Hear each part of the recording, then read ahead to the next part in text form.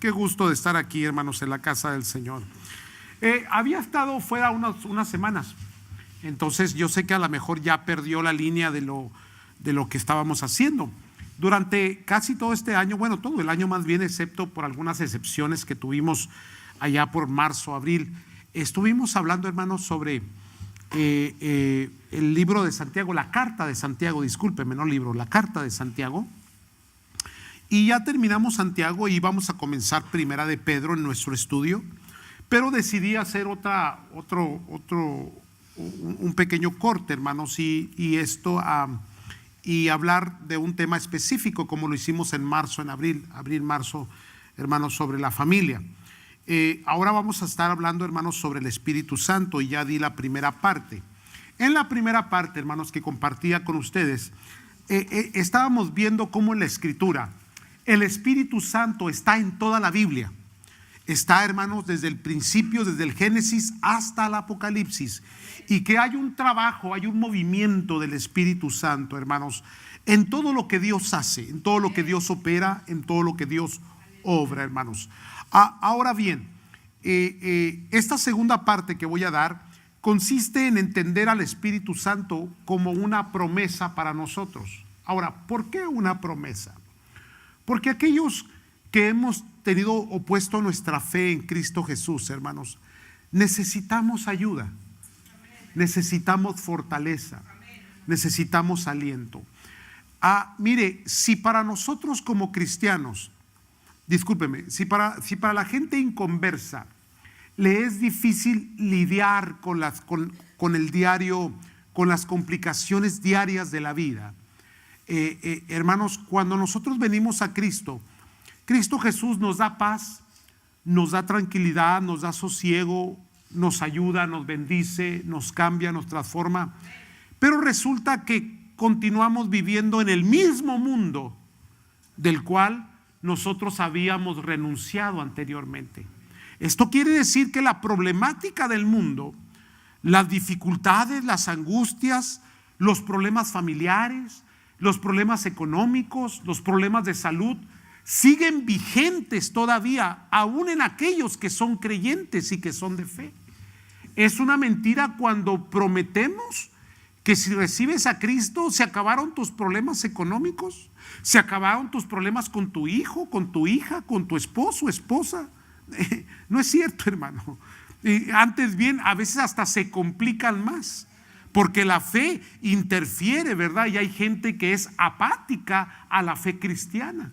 Entonces hay una dificultad, hay una problemática ahí. Pero precisamente ahí es donde vamos a entrar hoy en esta noche, hermanos, en que Dios prometió estar con nosotros todos los días hasta el fin del mundo. Entonces Dios ha prometido al Espíritu Santo y no lo ha dado como una promesa. Y eso es lo que vamos a estar viendo hoy. Lo vamos a estar viendo como promesa. Tal vez la semana que entra estaremos viendo al Espíritu Santo como consolador. La palabra consolador es el que no solamente el que te consuela y te ayuda, pero el que te acompaña.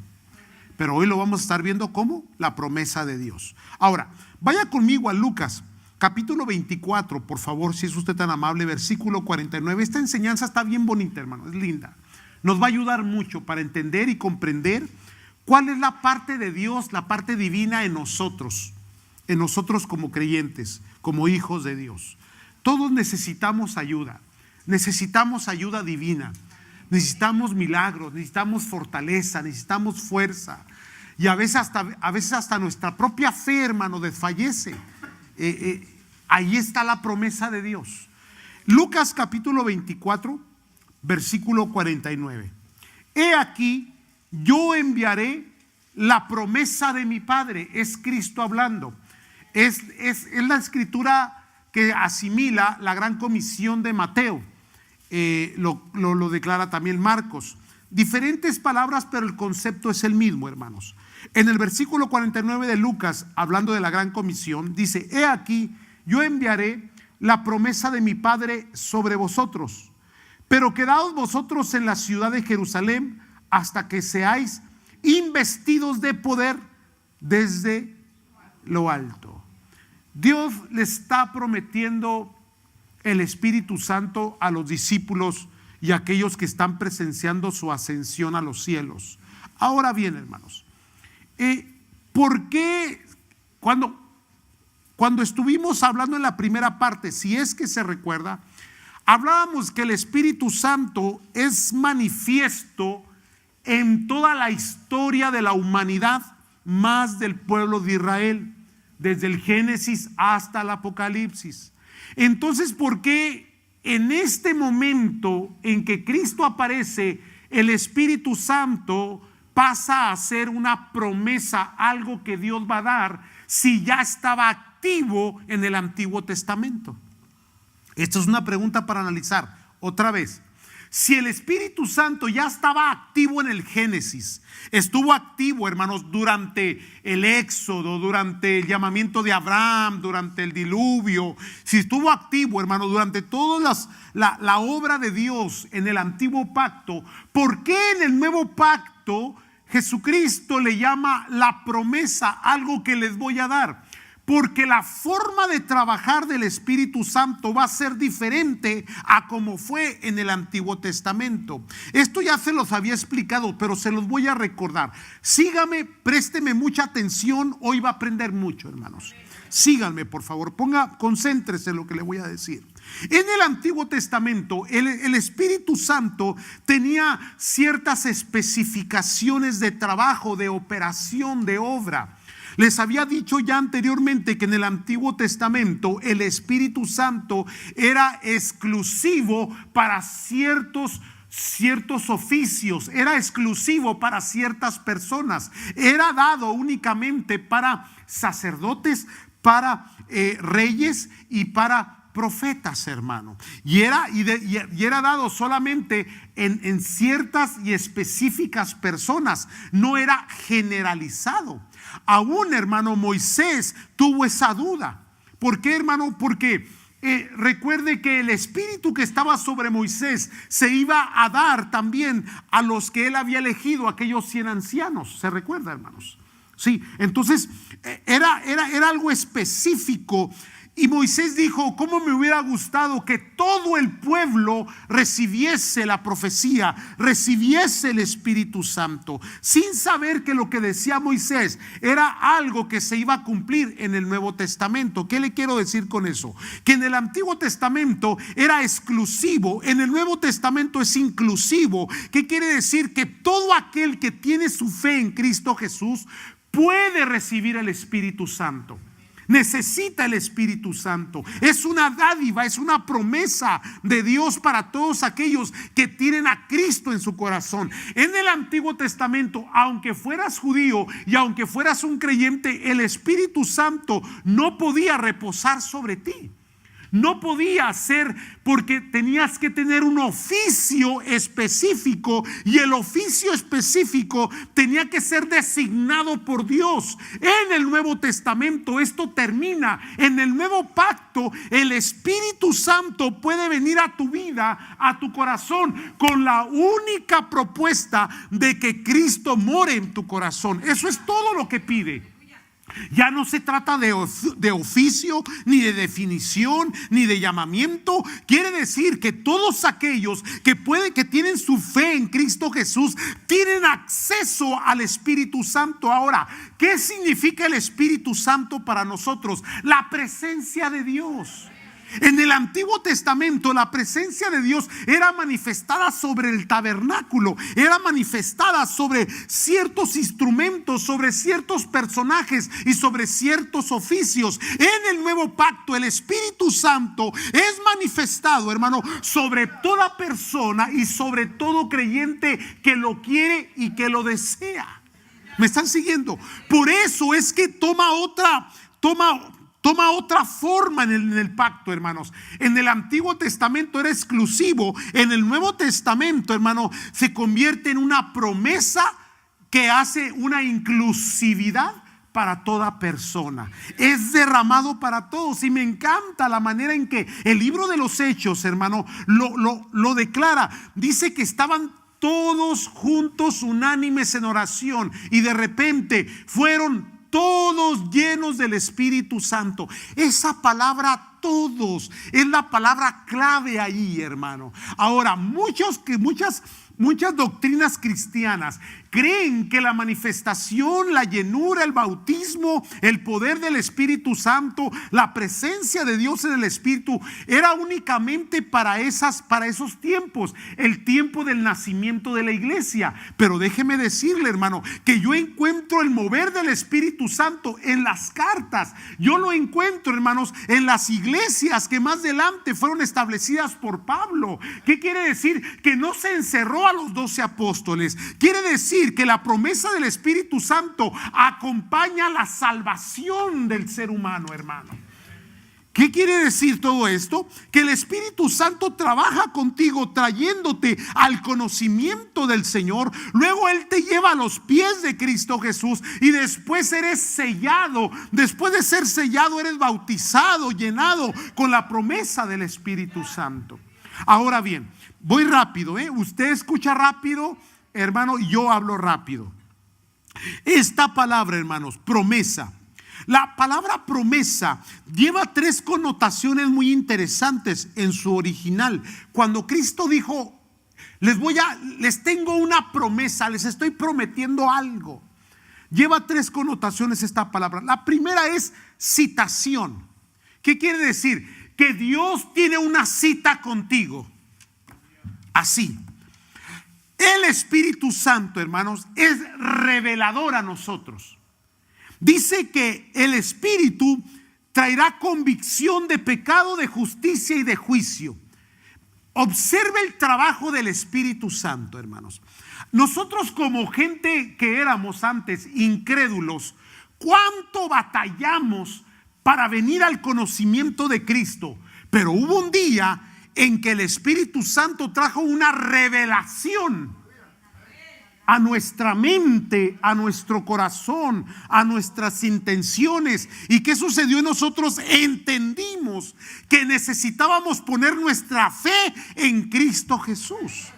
Entonces ahí se cumplió una cita. Luego las citas siguen. ¿Qué es una cita? Un momento de encuentro entre lo divino y lo humano. Entonces Dios sigue tratando con nosotros. Cristo Jesús nos quita todo pecado, nos santifica por medio de su sacrificio en la cruz del Calvario. Y ahora el Espíritu Santo sigue preparando citas, encuentros, momentos de relación íntima donde el Espíritu Santo trata con nosotros. Así como recibimos la revelación de nuestra salvación, así recibimos revelación para situaciones y circunstancias que experimentamos, hermanos. Porque el Espíritu Santo viene a morar en nosotros y a permanecer en nosotros. Él es el que nos fortalece, nos da sabiduría, nos da dirección. El Espíritu Santo es esa voz en la conciencia que nos corrige, que nos instruye, hermanos. El Espíritu Santo es una parte importantísima en nuestro cristianismo, hermano. Entonces, primeramente es citación. La segunda connotación de la palabra es compromiso. Pero el compromiso no se refiere al compromiso nuestro, sino al compromiso de Dios. Cuando Dios promete algo, Él lo cumple. Si Dios prometió que iba a estar contigo todos los días hasta el fin del mundo, es promesa de Dios, hermano. Él ha prometido que te va a acompañar. Él ha prometido que va a estar contigo. La pregunta es ¿cómo? Por el Espíritu de Dios que está en nosotros. ¿Me están siguiendo? Ahora, este compromiso, hermanos, precisamente porque viene de Dios y no de nosotros, porque nosotros somos buenos para romper compromisos. Sí, nuestra humanidad es falta, es necia, es, hermanos, negligente. Cometemos tantos errores, pero Dios no, hermano. Si Dios lo prometió, Él lo cumple. Entonces el compromiso no viene de abajo hacia arriba, viene de arriba hacia abajo. No es de lo humano hacia lo divino, sino de lo divino hacia lo humano. Entonces el Espíritu Santo es un compromiso que Dios prometió que te lo iba a hacer llegar en una cita, que te lo iba a dar. Y lo necesitas. Ahora, la tercera parte, sígame, ¿eh? La tercera parte, la primera le dije que era citación, una cita. La segunda es compromiso. La tercera es bien interesante. Es un don conferido. O sea, algo que se te dio. Pero resulta que cuando es un don conferido por Dios, quiere decir, hermano, que no se puede conseguir mediante negociación. Es un don de gracia. ¿Qué es gracia? Algo que se te da sin que tú lo merezcas. Ahora, esto es muy interesante, hermanos, porque si hay algo que es sagrado de parte de Dios, es el Espíritu Santo. Ahora, el Espíritu Santo en nosotros puede ser contristado, puede ser alejado.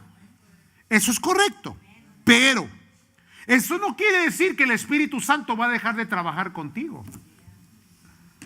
¿Me está siguiendo? Porque no es negociable. En otras palabras, es conferido, es un don de gracia. Por eso es que a veces, aun cuando te portas mal, el Espíritu Santo sigue tratando contigo. Increíblemente, hermano, a pesar de tu necedad, Dios sigue tratando contigo. ¿Y cuántas veces Dios nos habla? ¿Y cuántas veces Dios nos corrige? ¿Y cuántas veces Dios nos instruye? ¿Cómo lo hace? A través del Espíritu Santo. Y aún así, hermano, en nuestra actitud de necedad tenemos la tendencia a no querer escuchar o a poner oído sordo a lo que Dios habla. Y el Espíritu Santo sigue abriendo oportunidades, sigue trabajando, sigue elaborando un momento, elaborando esa cita en donde Dios va a tratar con tu corazón y con tu vida. Por eso es que la Biblia le llama promesa. Ahora, cuando la Biblia le llama promesa, quiere decir que si es promesa, es algo o alguien a la cual podemos pedir, o sea, podemos demandar. Esta escritura también de Lucas, y me encanta Lucas porque Lucas, hermanos, es el escritor que más definió al Espíritu Santo. Recuerde, él fue el que escribió los Hechos y escribió el Evangelio. Y no fue uno de los apóstoles. Acompañó a Pablo. ¿Sí me están siguiendo, hermanos? Ahora, Lucas 11:11, por favor. Mire cómo lo describe el ente de Lucas. Dice la escritura: ¿qué padre de vosotros, si su hijo le pide pan, le dará una piedra? ¿O si pescado, en lugar de pescado, le dará una serpiente? ¿O si le pide un huevo, le dará un escorpión?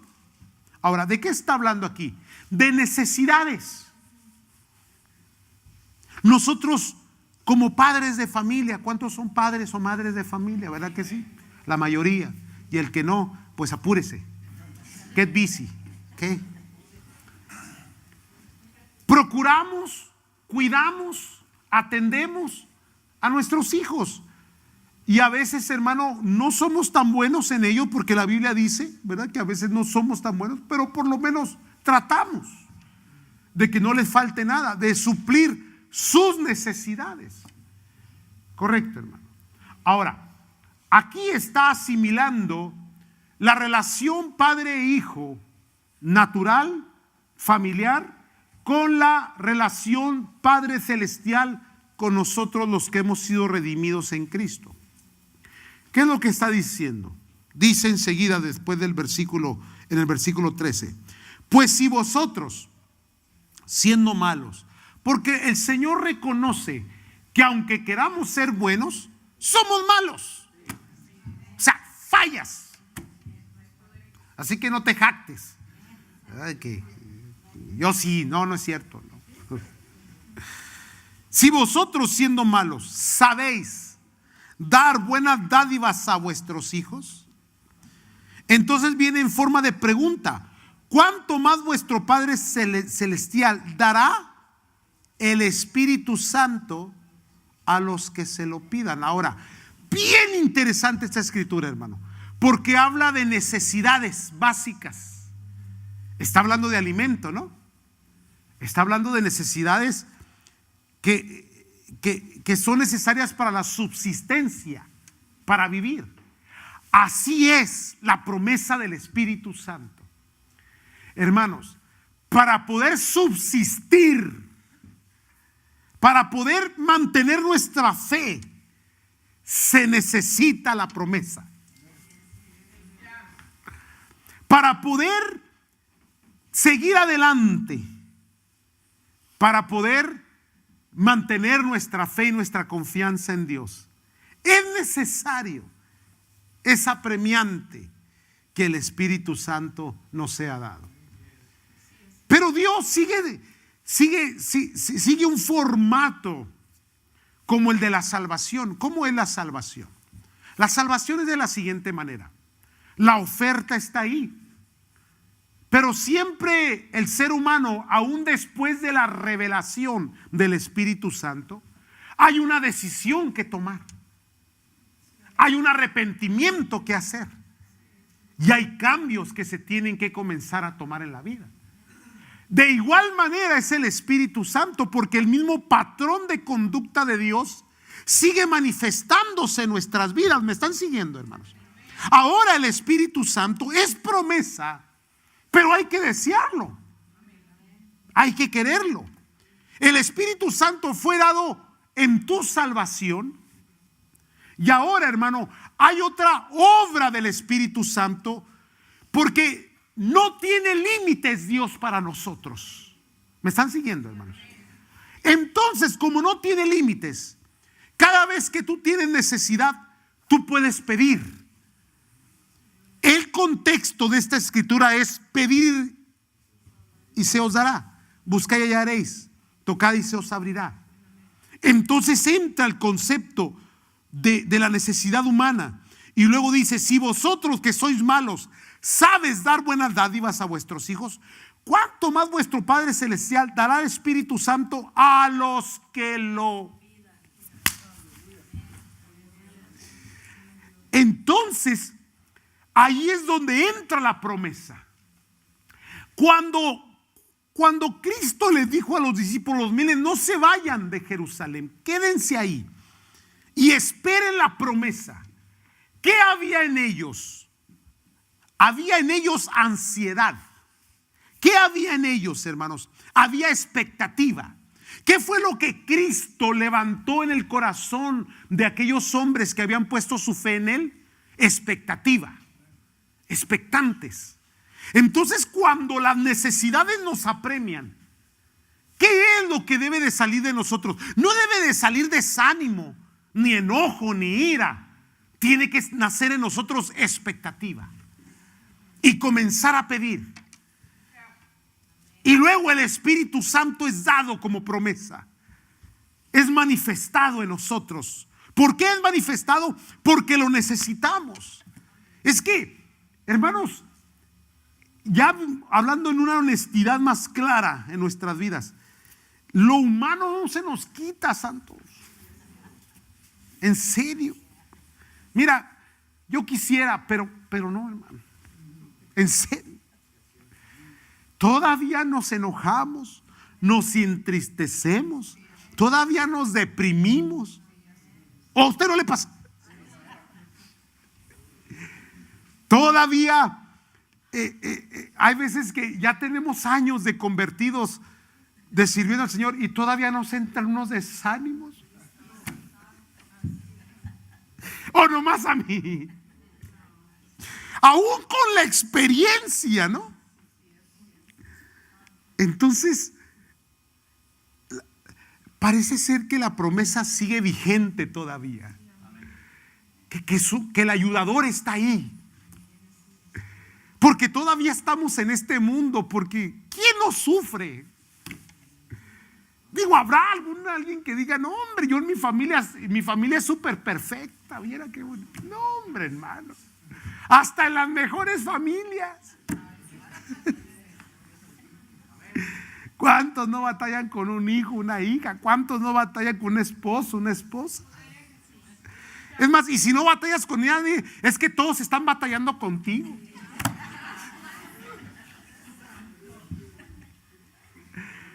Y no podemos desfallecer de nuestra fe. Tenemos que seguir adelante, hermano.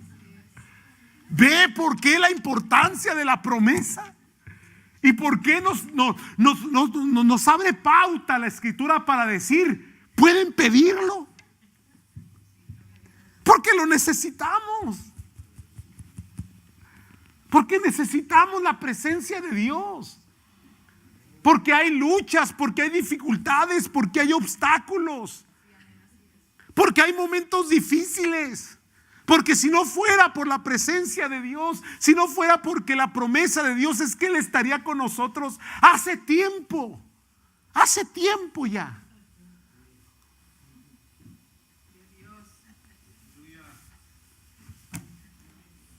Sí, seguimos siendo humanos. ¿Qué les puedo decir, hermano? Ay, Señor del cielo, ya me cortaron la inspiración aquí.